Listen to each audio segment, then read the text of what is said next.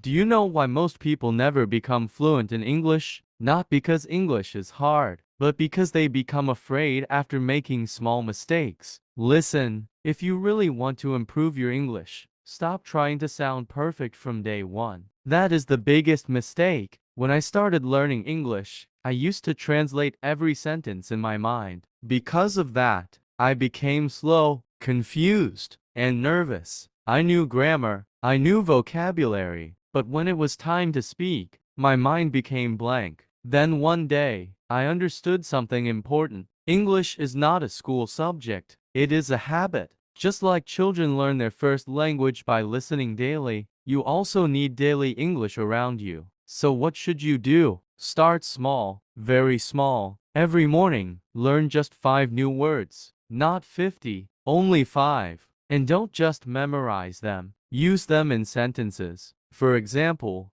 beautiful. This weather is beautiful. Practice. I practice English every day. Simple. Now listen carefully. The fastest way to improve spoken English is not grammar. It is speaking daily without fear. Yes, your sentences will be broken in the beginning. Yes, people may laugh. But tell me honestly, how will you become fluent if you keep waiting to become perfect first? That day will never come. When I practiced English alone for the first time, I felt very awkward. I talked to myself in front of the mirror. Sometimes I forgot words. Sometimes I repeated the same sentence again and again. But slowly, my tongue became comfortable with English, and confidence started growing naturally. Then suddenly, one day I noticed something surprising. I stopped translating every sentence in my head. English started coming automatically. Not perfect, but naturally. And that is the real progress. Another important thing,